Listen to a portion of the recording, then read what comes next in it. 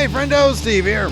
Hey, Larson. And welcome back to Going In Raw, the only pro wrestling podcast you need to be listening to right here at youtube.com/Steven Larson, wherever audio podcasts can be found, and of course, taped live at the Twitch at twitch.tv/Steve and Larson. This coming weekend, this Saturday, is our friend Zicky Dice's big show. I think it's called Zicky Dice's Outlandish Paradise, I think. That sounds right to me. We're going to be doing a watch along, whatever it is. So we're going to be hanging out there on the Twitch, watching that. So that should be a lot of fun. So come hang out with us this weekend. Probably just be like, I don't know, 2 or 3 hour show, whatever normal time for a show is.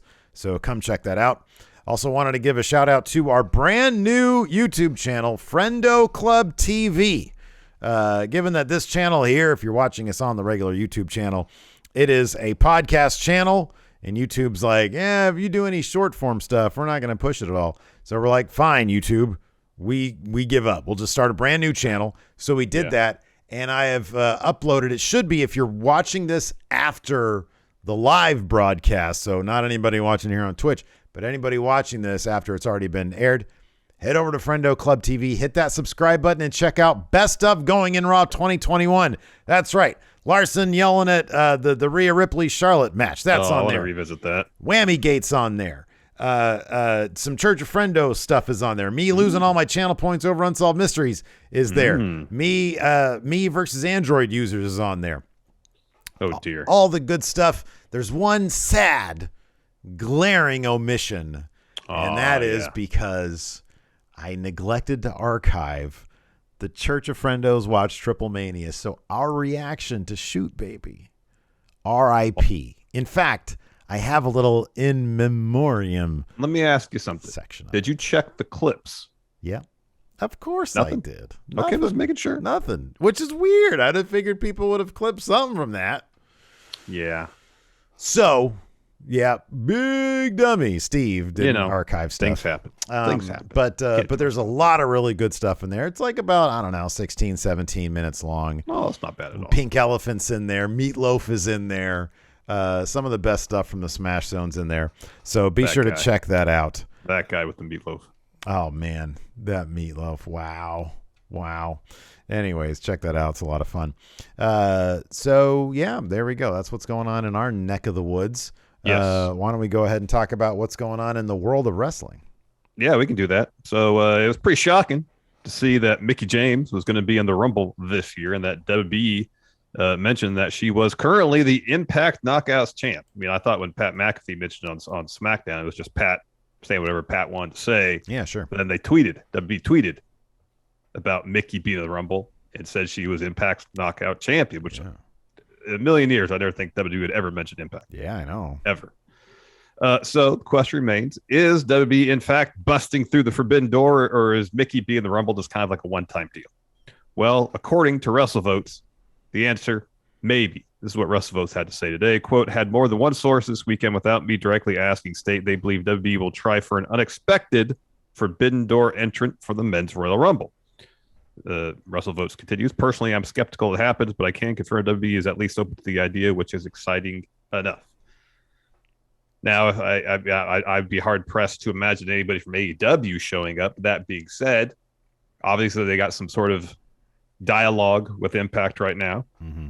There is a bunch of free agents out there they could bring in for an appearance, whether it be individuals that used to be signed with Ring of Honor, someone like Braun Strowman. There's plenty of people that they could bring in to generate some buzz for the Men's Rumble. Now, will they do it? I don't know. Remains to be seen. At this point, it's funny. It's interesting going back and looking at the progression of WWE over the past couple of years since Nick Khan has come in. We talked about, I don't know, last week or the week before, about the idea that they were trying to sell the company. Like WWE was offering up their company at the right price tag. Seemingly after that, they brought in Nick Khan to what at this point really does feel like package the company into a deal so they can get a hefty price tag for it. You hear them talk about content creation. They said in one of the more recent conference calls that they don't consider AEW competition. they consider things like sleep and other forms of entertainment competition, pretty much anything that you can do on your phone or seemingly in your bedroom with a pillow. Pretty much anything you can do with your time. Yes. Anything. Eat some meatloaf, perhaps. That's competition for WWE. WWE. Oh, what do I do? Wait, this meatloaf or I go watch the Royal Rumble? I don't know.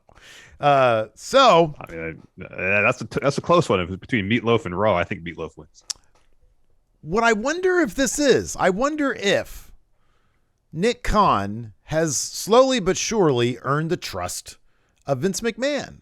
You know, he's done what he said he was going to do for the most part. He's started to change sort of, you know, WWE isn't trying to be the end all be all in wrestling, right? They're trying to be a content creation machine that is a giant media conglomerate would love to purchase at a massive price, right? That's what they're trying to. They're not trying to be all of wrestling. They're trying to be that.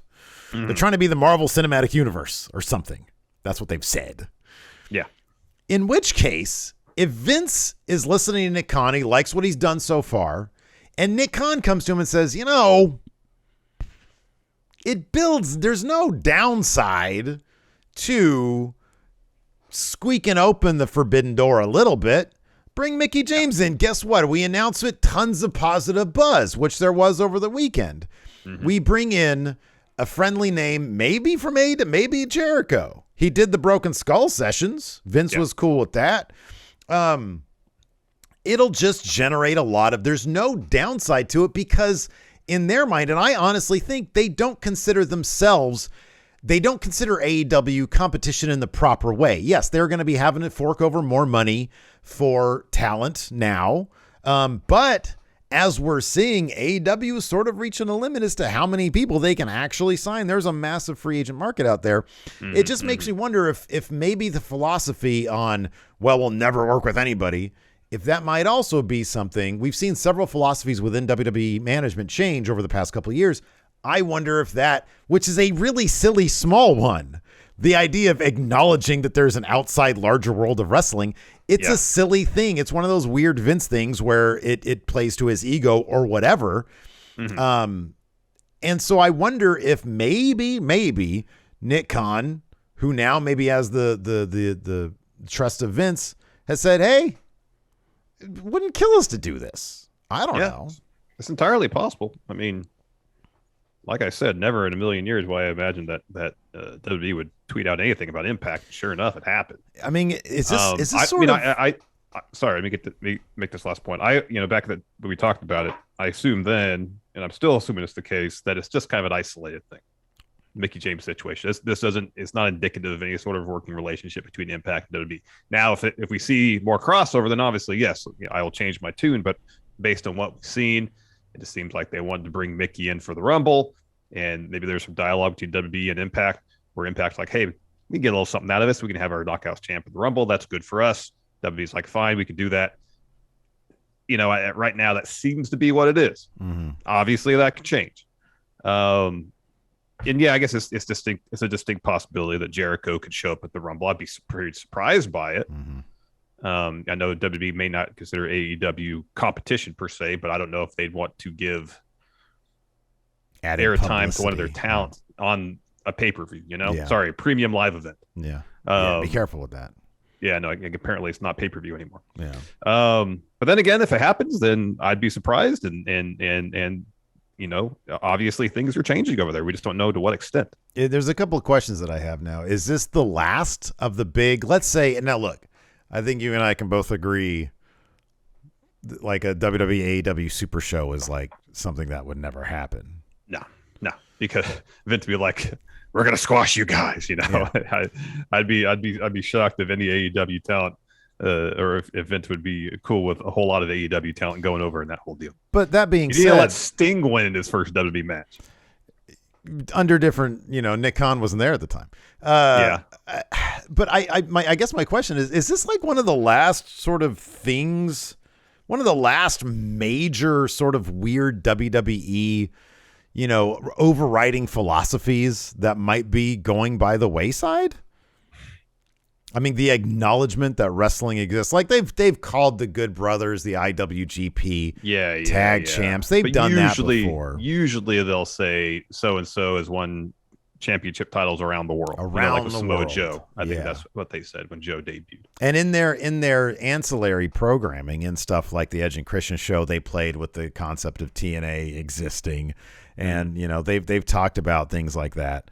Like we've mentioned, the Jericho thing, that was apparently just Stone Cold calling. Apparently that was just Stone Cold calling Vince. Hey Vince, can we get Chris Jericho on my podcast? And Vince's like, oh yeah, sure. And then we were all shocked by it. Mm-hmm. So with that being said, since we're on the topic and this is a podcast, so we've got all the time in the world. Yeah. Let's power rank. Let's power rank, Larson. Let's power rank. Who could show up at the Royal Rumble? All right. I think someone along the lines of Chris Jericho would probably be tops on the list, not because of his history with WWE, because he's a well-known, relatively mainstream name.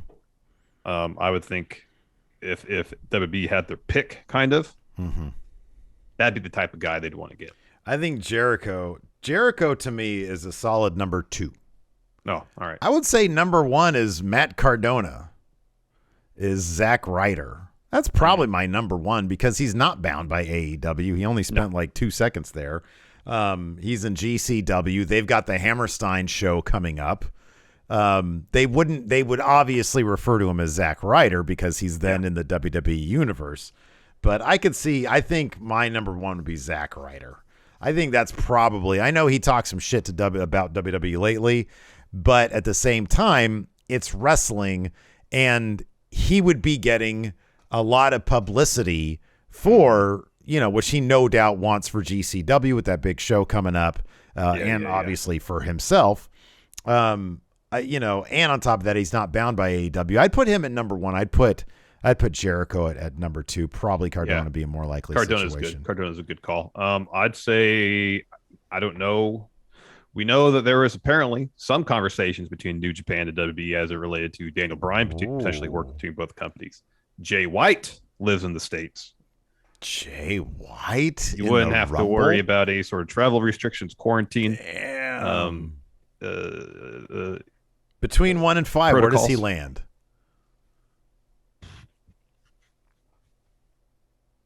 My personal list, he'd probably be number 1. If Jay White showed up at the Rumble, that'd be massive. That would be amazing. Speaking personally, just in terms of people I'd really like to see. If Jay White was at the Rumble, that'd be massive. Jorge D has it here. Dick Togo. Let's put Jay White on the list. Let's see. We already have, let's see here. Probably, yeah. Okay, somebody who recently said, let's stick with Impact for a second. What if Mickie James isn't the only person from Impact? Here's another person who said recently he wants to be the face of Impact. W. Morrissey. Yeah. He's in great shape. He has said nothing but good things about WWE. He'd totally leave Impact if it meant going back to WWE. But I'd put W. Morrissey probably pretty high on the list. Yeah, I thought of him too. And then one more. We'll just get one more name. All right. Oh, well, this guy isn't really signed anywhere, but Joe Hansen here is Braun Strowman. I've said multiple times. Yeah, he's just sort of a free. I just feel like WWE's going to bring him back. That's not even unless he can consider, it's a forbidden door to the narrative, Yeah, maybe. Or a handful of independent shows here and there. Yeah. I totally think Strowman's going to come back. He's in ridiculous shape these days. Yeah, he looks great. He is. Yeah. He is. So it looks like one person who sadly won't be in the Royal Rumble, Sasha Banks. So I believe it was last weekend, not the weekend that just happened. The weekend prior to that, reports emerged that Sasha had been injured during a match against Charlotte at a live event in Fayetteville, North Carolina. So this past weekend, the one that just happened, WWE announced that Banks had a bruised calcaneus bone. Calcaneus. Heel bone. Yeah. I looked it up. It's heel bone. Ah. And one of her feet, and will miss 6 to 8 weeks of action, which would take her out of the Rumble because that's in about 3 weeks. But I didn't put her in WrestleMania. So that's cool. And Sasha is so above needing to win a Rumble in order to in order to make a to motivate a title match, to be in a main event type title match at WrestleMania. So yeah, that is a bummer. She's not going to be in the Rumble, but opens up a spot for whoever else to win the Rumble. So that's a bummer. Speaking of the Horsewoman, want to give a shout out to number one Horsewoman fan, Maggie, one of our mods undergoing surgery today. All of our love, all of our thoughts and prayers and positive vibes and all that stuff going towards Maggie. Keep her in your thoughts, everybody. Yes, please. Yeah. Let's take a quick break here to get word from our sponsor, BetterHelp. Several years ago, I was dealing with severe anxiety. I learned how important it is to talk to a therapist, but I also learned that it can be really difficult to find the right person to talk to. Today, BetterHelp is providing a safe, convenient, and private online environment where your needs will be assessed and you'll be matched with your own licensed personal therapist. BetterHelp isn't a crisis line, nor is it self-help. It's professional counseling done securely online, and you don't have to limit yourself to counselors in your area. BetterHelp services are available worldwide, so you can find the expertise you need regardless of location. BetterHelp is dedicated to facilitating great therapeutic matches, all without having to sit in another uncomfortable waiting room. You can send your counselor messages whenever you want, or you can schedule regular phone or video sessions, and BetterHelp has made it free and easy to change therapists if needed. We want you to start living a happier life today. As a Going In Raw listener, you'll get 10% off your first month by visiting our sponsor at betterhelp.com/raw. Join over 1 million people who have taken charge of their mental health. Again, that's BetterHelp, HELP.com/raw. Let's talk about this. We're all sort of wondering, with the dismantling of NXT 1.0, especially last week with names like Regal, Road Dogg, Samoa Joe, others, being released from behind the scenes of NXT 1.0, we've openly wondered, what does Triple H feel about all this stuff? I think we spent a good amount of time talking about that very scenario. Yeah. About Triple H's feelings, outlook about NXT basically being gutted. Yeah. His creation, his one of the baby, shows last week. I don't remember exactly which one, but apparently PW Torch's Wade Keller may have offered up some insight in terms of Triple H's thoughts in a recent podcast. So we had to say these transcripts are via wrestlingnews.co. Quote, I've talked to people who had said Triple H was building his team that he would bring with him to the main roster. And if his day came to run the main roster, he wanted his group of people. At some point, it was thought it would include William Regal, Gabe Sapolsky, and Road Dogg, and they're gone. NXT isn't what it once was. I've heard just a little about Triple H's reaction to all of this, and nothing super reportable other than it sounds like he's bummed out. Yeah. That's the least shocking news ever. It'd be weird if he wasn't. I know. Just the day at the office. You know? Yeah. God, he had a shitty 2021. Oh, eesh. Poor guy. Yeah, that's like I said, not surprising. No, and you could steel yourself. I'm sure working with Vince is a headache in several respects. And I'm sure working with Vince when you're not in the family is a headache, but if you're in the family, you have that dynamic to contend with as well. Oh, God, yeah. And seeing NXT, this thing that Triple H kind of built from the ground up into his vision of professional wrestling, and have it garner a great deal of success, just for it to be completely dismantled in the span of 5 months?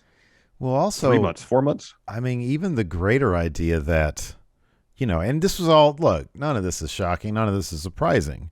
We all figured too that he would take over creative one day. And yeah, like it's saying here, he was putting the people there in NXT, then that would graduate up with him to main roster, because NXT was his vision for the future of pro wrestling.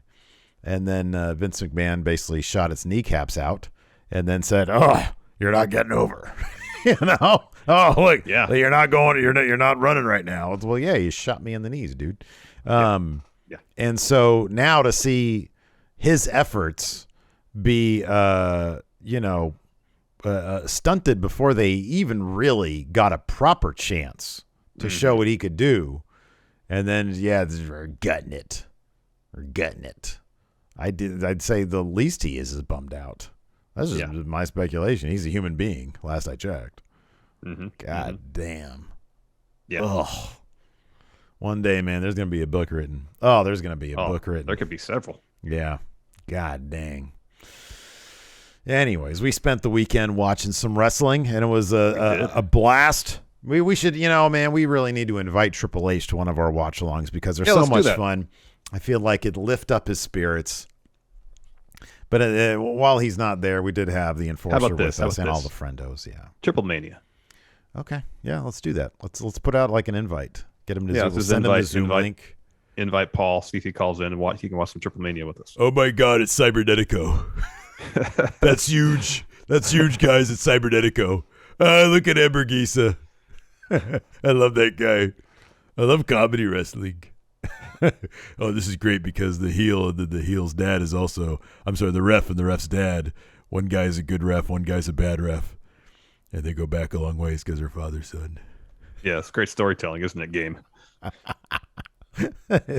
Oh, man. Anyways, so we watched both Battle of the Belts and Impact's Hard to Kill. By the way, of course, our month-long G1 of the Friendos. We don't need to talk about that. We don't need to talk about that. That's a sore subject right now. Do I have those scores? I started in a hole coming out of Wrestle Kingdom and took some chances over the weekend. Yeah. I'm in a much deeper hole now. It happens. Hey, dude, there's still Zicky's show was the big X factor. It's a big X factor. I know. And then, of course, the Rumble. Anything can happen at the Rumble. I was trying to convince Enforcer yesterday that me and him need to strategize to at least keep you from winning the month.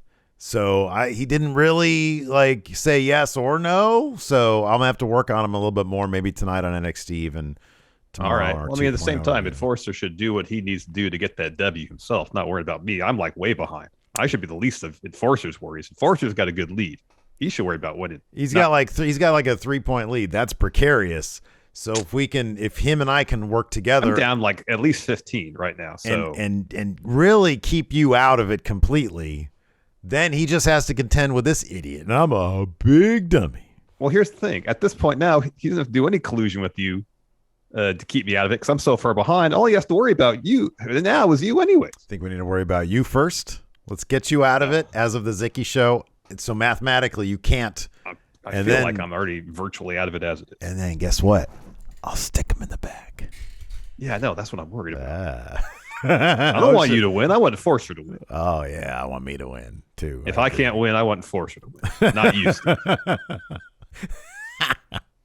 Oh, man. Let's talk about Battle of the Belts. Sure. There was only 3 matches, an hour-long show. All the matches were pretty solid. Pretty darn good. Yeah. I'm still kind of confused as to why they decided to do an interim TNT champ. But they did it, and kind of unsurprisingly, Sammy Guevara beat Dustin in a hell of a match. Yeah. Hell of a match. No, this was great because it was just Dustin Rhodes wrecking Sammy the entire time. Oh, you want Destroyer off the apron through a table? You got that in this match. And Dustin did it. And then I'll still put you over. Yeah, Dustin looked amazing. And did Cody book this shit? Because he's like, all right, here's the deal. Dustin, you're just going to clean the floor with this guy. But in the end, he's going to win. But it's going to be like that time Thunder Rosa and Britt Baker had a match. And Thunder Rosa won, but then she was nowhere to be seen. And Britt Baker all of a sudden was like the hottest thing. Mm-hmm. Yeah, he's just trying to get Dustin to have like a 6th decade of excellence. Oh, I know. He's what, 50, 52 or 53, Dustin is? This dude moves like a 20. He was keeping up with Sammy the entire time. It was nuts. It was great. This dude is awesome. Dustin Rhodes is great. Yeah, so Sammy ended up winning. He's the interim TNT champ. So Daniel Garcia was sitting ringside for the bout. He attacked Sammy afterwards.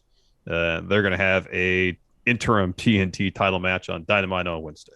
And that should be great. Oh, that should be just from the little brawl that broke out here. It looked like these dudes were really throwing at each other, man. Mm-hmm. It was awesome. It was a really cool brawl they had. Yeah, it was great. Ricky Starks, not surprisingly, also successfully defended his championship against Matt Sydal, his FTW championship. So the Taz eBay title is safely in the hands of Team Taz still. Wait, didn't Taz say that's the original one? Yeah, maybe. Yeah, sure. I don't know. I just feel like it's a title that, you can probably get on eBay somewhere. No. I haven't looked. Maybe. See if anybody ever in the main event, Britt Baker defeated Riho to retain the AEW Women's Championship. This match was a lot of fun. Great match, too. Yeah, this is good stuff right here. Let's see here. FTW Championship. ECW. There's a jersey. Oh. No, that is for action figures. Does that have an orange strap? No. There's one on eBay that has an orange strap. Doesn't look like it. Maybe no, that doesn't look like it. About this one. I could see if I have the one you made me years ago. Oh, I know. I was such a good friend. Let's see here. While you look at that, move on to Impact Hard to Kill results. Hell of a show. Impact knows how to put on a quality pay-per-view. These are so much fun. Impact puts on just the most fun shows.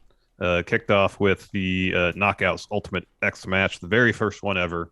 Tasha Steelz won, so she's number one contender for the Knockouts Championship, defeating Jordan Grace, Lady Frost, Chelsea Green, and Alicia Edwards. It's all sorts of great, crazy stuff going on here. Tons of fun. Highly recommended. Next, Trey Miguel handed Steve Macklin his first loss to retain the X Division title. This match was great. Hard-hitting. Dude, physical. That spear, like he had him draped upside down over the ropes, and Macklin spears Trey Miguel just into next Tuesday, but his feet got hung on the ropes, so he just got bent. It was like, oh man, this was awesome. This match was great. Macklin is so much fun. Unfortunately, Trey Miguel picked up the win. Unfortunately for Macklin, I should say, because now he is no longer allowed to fight for the X Division title as long as Trey is champion. And no longer undefeated. I can confirm. Macklin does not seem to be on eBay anyways. Any replicas, proper replicas of the FTW title. All right, so it's got to be the original then. Yeah. It's got to be. Another stellar match. Jonathan Gresham defended the Ring of Honor title against Chris Sabin. Oh, wow. This is such a fun match. Yeah. Fantastic stuff. Fantastic. Yeah, Ring of Honor was all over this thing, man. We'll talk about that in a second here. Josh Alexander, in another really fun, brutal match, made Jonah tap out. Got him in that ankle lock thing. And then Jonah didn't tap out, so Josh Alexander got up, started stomping the shit out of his head, stomped his ankle, put him back into the ankle lock, and made him tap out. Really good stuff. Yeah, really fun stuff. Next, we had a 10-man hardcore war and saw Ed Edwards. Yeah. Rich Swann, Willie Mack, Heath, and Rhino defeat the Good Brothers and Violent by Design. But then we had a bit of a Ring of Honor invasion afterwards. You had Mike Bennett, Matt Taven, Vinny, PCO, Maria Kanellis, and am I forgetting somebody? No, I think that was it. Roxy was in the crowd. In the crowd, yeah. But otherwise, it was OGK. But they all come out. Yeah. They all come out and beat PCO. up the faces. Yeah. And then stand tall afterwards. So some sort of see where this goes. In some sort of invasion type pay-per-view, perhaps Ring of Honor versus Impact. I mean, the Ring of Honor did announce Supercard of Honor today for April 1st. Oh, okay. Well, there you go. So maybe that's what it'll culminate. Their own reports of their demise apparently exaggerated because, like during their last show, they're like, "Oh, who will be the final Ring of Honor TV champion?" That's what they're saying about when Rhett Titus won it. Maybe they're just not going to bring back the TV title because they're not going to be on TV. Could be. That could be. Yeah. Internet title coming up soon. This is a really fun match, though. That Hardcore Wars match. Crowd was super into it. Just tons of really great spots here. So yeah, that was good stuff. Heath pick up? Yeah, Heath and Rhino had the finishing spot. It was a gore, and then Heath picked up the actual pin on. Was it Carl? Carl Anderson, of course. Yeah, Carl Anderson. What am I even asking? It was Carl Anderson. Yeah, he always gets pinned. Yep. Then we had Moose retain the Impact title against Matt Cardona and W. Morrissey. This match was really overbooked to a ridiculous degree. Dude, this was like House of Torture levels of overbookedness. Well, it wasn't quite that ridiculous. It just wasn't monotonous like a House of Torture overbooking. But this did had two ref bumps. It had Chelsea Green all over the place. It was absolutely ridiculous. It went on about 7 minutes too long, man. Like there was a finish and then there was like three other finishes. it was a bit on the ridiculous side. It but was. that's not to say it wasn't fun. It was still a lot of fun. You got to see Morrissey do a plancha. That was fun. That was unexpected. And quite unexpected. I'm glad. I love to see. I don't know how long it's been now that he's been in Impact, but he's been there for a little while, and he's always It's got to be about a year, right? I think it's been like a year. He's in great shape. He's adding a bunch of stuff to his game. Man, it's great to see him. Continue to have success there in Impact. But for now, anyways, he's not their world champion. Moose retains against Cardona and W. Morrissey. And then the main event, Mickie James retains the Knockouts title against Deonna Purrazzo in a Texas death match. Yeah. We saw some thumbtacks. I think they both got busted open. Finished off with Mickie hitting a DDT on Deonna and then burying her under like some pieces of table and stuff, so she couldn't get up before the 10 count. Interesting rules on this one. I had never seen the Impact side of things when it comes to a Texas death match, where you got to win the match and then you get up, and if they can't get up in 10. What do you prefer, last man standing rules or this type of death match rules? What do you prefer? I mean, personally, it's a bit. I'm so used to seeing someone get pinned and that being the match, that it's over. But then to add a 10 count after that, I don't know. I could probably watch three more matches like this and still not be used to it. Yeah, because every time you see a pinfall, you're like, oh wow, that's it, over. Because like early on, they both exchanged like really early pinfalls, like with roll-ups and stuff. I'm like, match is over, really? Right? Yeah. I was like, no, wait, this is a you have to beat the standing 10 count, and I didn't know about the pin beforehand. Yeah. So, and also, like, you're already counting 3 at the pin, so shouldn't the ref start at 4 when starting the 10 count after the pin? Yeah, I mean, technically, it's a 13 count, huh? It is a 13. That makes count, sense. Correct. Yeah, they should do it. And then at the finish, like, Mickie hits the DDT, and the ref starts counting, and then she dumps like pieces of table on top of Deonna to kind of make it harder for her to get up. And I'm like, that's a break. You got to start the count over again, because at least in the WWE video games, that's how they do it. And I'm so conditioned to think a last man standing or whatever match, it happens that way. But I know I agree with you. It was a little off-putting because we have seen this before in last man standing matches, and the way they do it is they'll beat the guy up, and then they'll dump a bunch of stuff on him, and then they back up like this, and then the ref starts counting because it's like action's done. Because the idea is that, like, if you want to, in theory, you want to win a last man standing match and keep someone from beating the 10 count, well, you can just stand next to him and kick him. Yeah, right. You're not going to break the count when action happens. Yeah. So she should have just did her move, did the DDT or whatever, and then said, "Hold on a second, ref, just wait. Let me dump a bunch of shit on her. Now you can start counting." Impact does it differently. Yeah, they just do it differently. That's all right. They just do it differently. Speaking of doing things different, hopefully Raw will do something different tonight and be pretty good. We got a Raw preview here. First up, this should be a killer match. Bianca Belair, Liv Morgan, and Doudrop battle for a Raw Women's title opportunity at the Royal Rumble. So I guess both of our early picks for this is Liv Morgan, right? Becky said recently that she wants to face Doudrop, so maybe it's Doudrop. That'd be a huge match for her. Great. Alexa Bliss's journey back to Raw begins this Monday, so I'm assuming this is like a video package. That'd be cool. Give me like a nicely produced 7-minute little docu-series over the next couple weeks. How great would that be? And probably then RK Bro to defend the Raw Tag Team Championship against Alpha Academy. That should be a fun match. They've done actually a pretty solid job of building up the story. I think this has been a really well executed, pretty simple feud here. It's difficult to get that RKO on Tree Stump Otis. That's been the story. The bigger question, of course, is will Veer come tonight? I think he's going to come at the Royal Rumble. Oh, wow. Number 6 and or 9, perhaps. All right, man. Hey, we got a bunch of questions from the Friendos. So why don't we go ahead and answer those? We've got, of course, on our Twitter account at RealGoingInRaw. Also, want to throw this out there really quick. got a new feature over at the Patreon, patreon.com/Steve and Larson.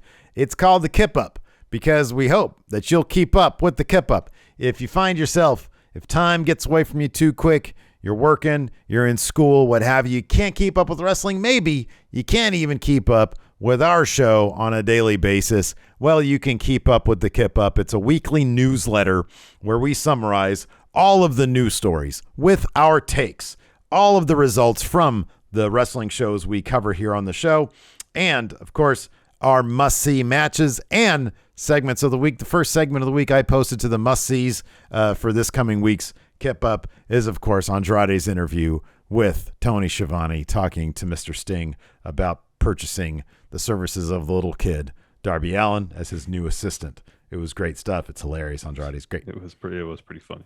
And so yeah, $5 a month on the Patreon. In addition to the Kip Up, you also get the show in the audio realm ad-free, and you get 2 bonus episodes every single week. In addition to, on top of that, we play some GTA on Friday exclusively at that Patreon level as well. So yeah, check it out. It's a great way to help support Going In Raw. Patreon.com/Steve and Larson. First up, the B-Man, Don Wagner, Patrick Sparks. Hey, friendos. Do you think it would be beneficial or detrimental to do a title unification match between Brock and Roman? He says, how would you book it after it was unified if they choose to do it? What do you think? Beneficial, detrimental to title unification match at Mania? I think it could potentially be beneficial. If you want to do Brock Roman at Mania, you really want to up the stakes, make it a little different, then have both the belts on the line, and then have them actually both be defended. And like I thought when they did it was it 35 when it was Becky and Charlotte and Ronda main eventing? I thought that was pretty cool. I thought they could have told a pretty fun story with Becky having to defend both belts on both shows. And instead they had her drop the SmackDown title pretty quickly after WrestleMania. Yeah. But if you have either Roman or Brock, probably Roman, because Heyman's probably going to help him win at WrestleMania. Mm-hmm. Carry both those belts after already having the Universal title for about 500 days, and have him carry both those belts for a year. That's pretty neat. That's pretty cool. Yeah, they've got to continue to up the ante with Roman. And if next year they want The Rock, this year it's Brock, but with both titles on the line. I don't see any downside to this. I am not a fan of there's an A champion and a B champion, because then it's like, why am I watching Raw when the big champion's over there on SmackDown? Yeah. Unless the stories are just amazing, and unless they're going to act like that Raw champion, the WWE champion, is on par with the top guy, which they almost never do. Nope. Drew lost to Roman, albeit I think that was overbooked. And then, of course, Big E lost to Roman clean, fair and square. For a bit, I felt, okay, Bobby Lashley, that's a solid A champion type. Him and Roman never mixed it up. And so you keep them separated. But yeah, with Survivor Series every year you're just proving that Roman's the guy. Just make him the guy, just have him be this year's, when Hogan was the guy or when Austin was the guy, there was no question that was the person, Yeah. I kind of like that. Because throughout the history, it's been kind of WWE over the past 20 years, it's been kind of rare since the first brand split. It's been kind of rare that you've had 2 champions on par with each other. It's like Triple H was clearly the top champion when JBL was the secondary champion, Yeah. And et cetera, et cetera. I mean, God, there was a period when it was like Cena, and then there was the big gold belt, like in 2011, 2010, stuff like that. Jack Swagger had it. Swagger had it. It was Alberto had it. It was like, who cares? So, yeah, I think that they need to. I would do title unification. That's big stakes right there. That is. And you got some interesting stories that come out of WrestleMania if that were the case. The Wrestle Dude says, could we see any NXT 2.0 superstars in the Royal Rumble? If so, who? Yeah, Tommaso Ciampa, Pete Dunne. And then after the Rumble, they're not 2.0 anymore. Yeah. Main roster. Yeah. Would you do Braun Breaker? Yeah. I would. Yeah. He's an easy sell for people to want to check out 2.0. If the idea is, hey, let's put somebody out there who represents 2.0, somebody who's going to be on there, might as well make it the Steiner, because a lot of casuals might be tuning into the Rumble, and they might remember the big bad booty daddy, and they might give WWE a chance on a regular basis, like something like the Rumble. It's like, oh, they got a Steiner on their developmental brand. I'll check that out. Yeah. Yeah, he can be in the Rumble, have a good showing, and then get his main roster call up at the draft, and then go from there. Absolutely. Jason Lewis, for the most underwhelming wrestlers you could see Vince booking to win the Rumble. Oh, to win the Rumble? Ugh. Yeah. Underwhelming.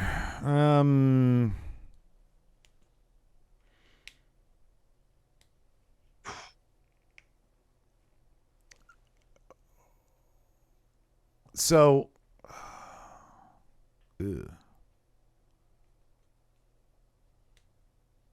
I'm looking at, like, I don't know who's over on. That'd be fun.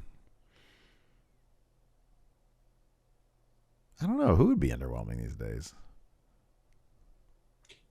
So some people are saying, like, okay, here we go, Goldberg. Oh yeah, Goldberg. Because anybody else would be. There's some interesting names. I'm seeing some stuff in chat. Like Corbin. Corbin would just be perplexing. It's not really underwhelming. It's just like, wait, what? Oh, Miz. Yeah. Miz. That's a good name for underwhelming. Yeah. In the women's Rumble, underwhelming, Liv Morgan. For me personally, it's Liv Morgan. Yeah. I mean, it wouldn't be underwhelming. It would just be like if Charlotte won again. It wouldn't necessarily be underwhelming, but it's like, all right, well, especially if she's still champ. Like, Charlotte's a good answer. Does Shirley need to win? She's already champion. Does she need to win? Seriously? That's a good instead of giving that spot to somebody else. Yeah. Sean Lathrop says, I think being the elite just teased Christopher Daniels joining House of Black, and I'm all for it. Thoughts? Fallen Angel. Yeah. He hasn't gotten misted, though, has he? No. He did bust his eye that one time, though. Maybe that's the thing. It's you don't have to get misted. It's just any sort of eye injury at this juncture. Any sort of eye injury, and you're good, yeah. Let's see here. Anthony Tobias, with Seth on SmackDown, does Kevin Owens go with him to help fight off the Usos? Well, I think Kevin has said on Twitter just this past weekend that he's hoping to help Seth Rollins win the Universal Championship, because then he would also be considered part Universal Champion. So I think we might see Seth on SmackDown. Yeah, I think he's doing terrific work too. Yeah.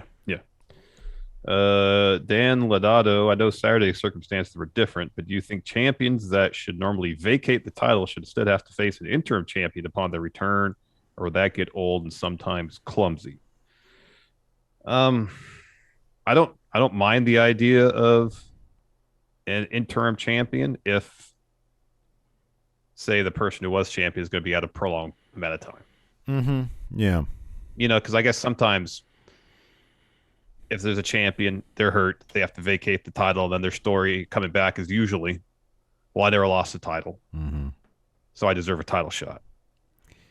So how about this? Yeah. You vacate your title. There's an interim champion. Guess what? First match you have when you come back is against the interim champion. Bang, you get your title shot right away. This is the Cody thing is incredibly silly. I think is maybe Tony felt silly because it's like, well, it's Battle of the Belts, so we have to put a belt in there. Yeah, that's probably what it was. It's like, dude, look, we're living in weird times. If Cody had to enter health and safety protocols, we all know what that means. He ain't gonna be out that long. He's the champion. You don't need an interim championship. You could be battle the number one contendership to the belt. Yeah. So I don't know. Tony Khan sometimes like over promotes things. It's good to be a promoter. It's good to be like, oh, we've got this coming up. But then when it's like, hey, guess what? He's going to be out 5 days. Interim champion for 5 days? Don't make any sense. Yeah. White Brownie, let's say only 2 for the men and 3 for the women's Rumble make their main debut from NXT. Who are they?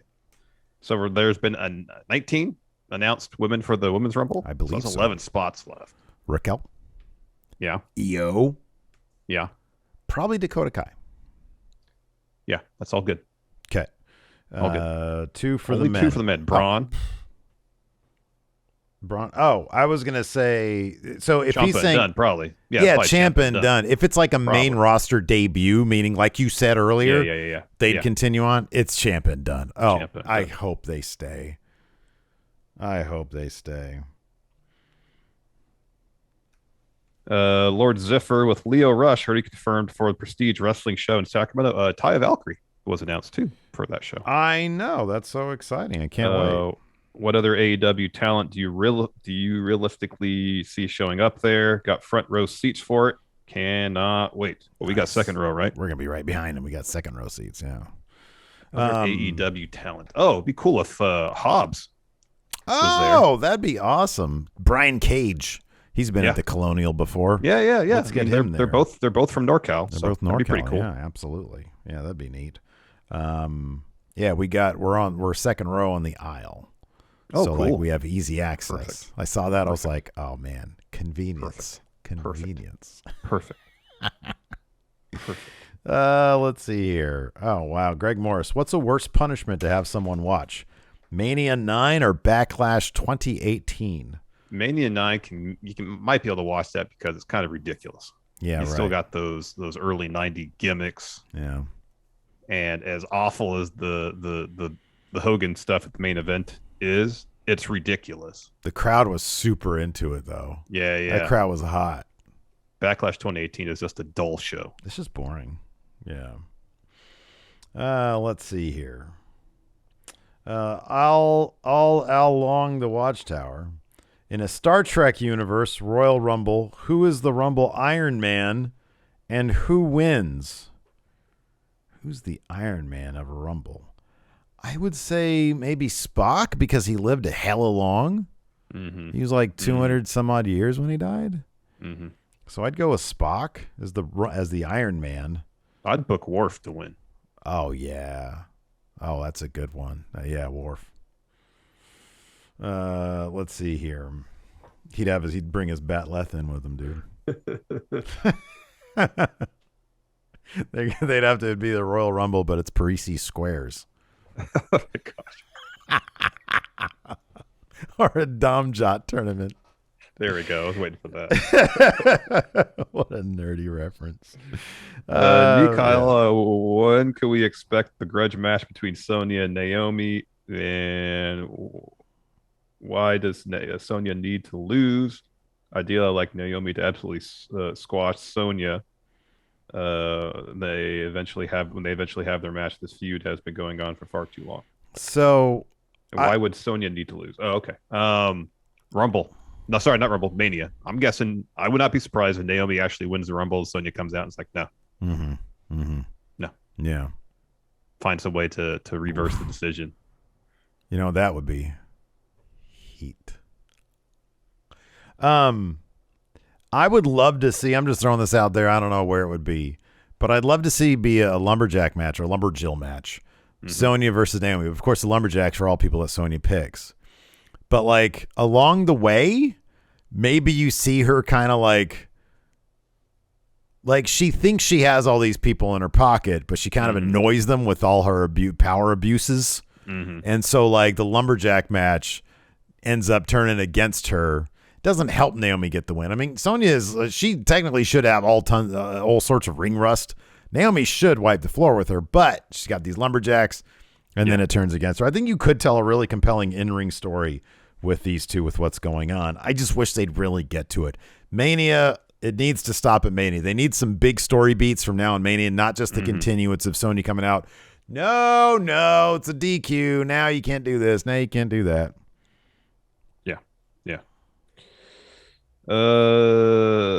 Mike Petrosky with WWE potentially opening their forbidden door by just mentioning Mickie James as knockout champ. Will this lead to anything more by the company in the future? I mean, we talked about at the beginning. Mm-hmm. I'm still kind of the opinion this is with Mickie kind of just a one-time deal. Mm-hmm. But we'll see. Yeah. We'll see. We'll see. We'll see. NJWP, what's the state of the WWE main roster women's division in your opinion? Oh, man, their mid-card is kind of a mess. They've got some decent stories going on. You know, we were talking now about the Naomi Sonya. I think that they got the building blocks for something good. They just need to move on and get there with it. But at least they're giving it time. At least they're devoting screen time to it. Yeah. I think for far too long, WWE has had trouble developing feuds in the women's division outside the title picture. Correct. Yeah. Yeah, and that's a lot of difficulty with that. That's the one that like is there, but like Rhea Ripley is being wasted. Nikki ASH is being wasted. I think Carmella and Zelina make for good tag champions. But if you're gonna do tag champions, you need at least a couple more teams. You need a division if you're gonna have titles. And here's the thing: you just don't need more teams. You have more teams that are actually teams, so that two people that are just thrown together for the sake of having a storyline. As soon as the storyline is over, they're done being champions, immediately break up. You know? Yeah. I mean, like, look at it. Teams. At least teams. NXT 2.0 has women's teams. They have them, you know? Bring some of them up or something. Yep. Indeed. Let's see here. A couple more questions here. Dominic, Triple H is bummed. We all feel for him.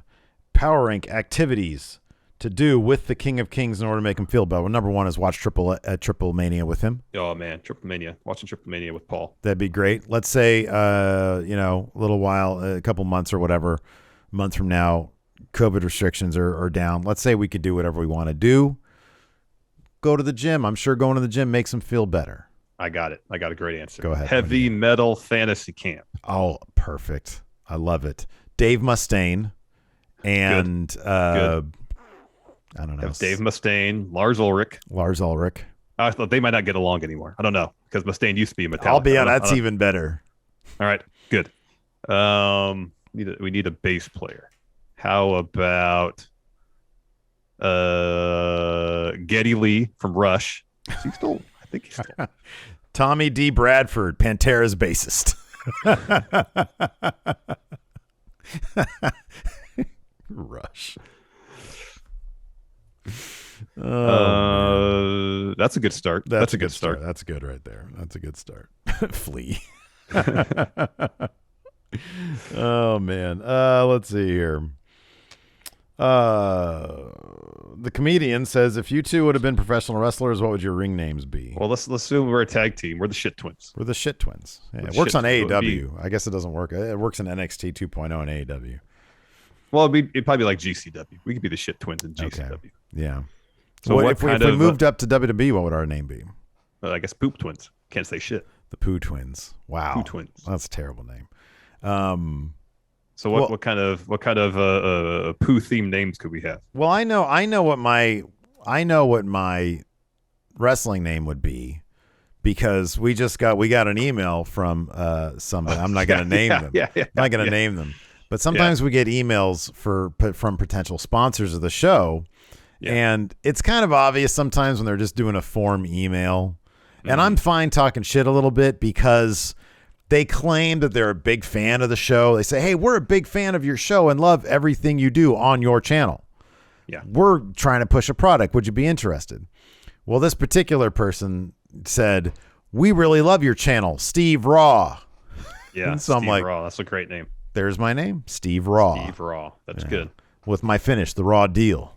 The Raw. Oh, it's good. I stole that from one of the friendos had that. I forget who it was, but yeah. Oh, that's good. Yeah, Raw Deal. Because the deal, but it's the Raw Deal. And it was yesterday during the stream when I said, instead of having like a chair brace, I'd bring a giant bone. So it's like a raw bone, and I'd use that for the deal. For the deal. That's good. That's good. That's good. The toilet twins. Toilet twins. That's good. The Lou brothers. There, I'll be Lou Larson. How about that? Lou Larson, Steve Raw, the Lou brothers. Why isn't that one called Lou? Your Lou brothers. Why isn't that one called Lou? Kayfabe brother. Anyways, he's my brother. We're the brothers, and I'm named Lou. Yeah. Anyways, that's gonna do it for Mario us, brothers. Only one of them's named Mario. That's a good point. Yeah. Thanks for tuning in, everybody. We appreciate it. Twitch chat, stick around. We'll raid somebody and answer some more of your questions, not in that order. Till next time, we'll talk to you later. Goodbye.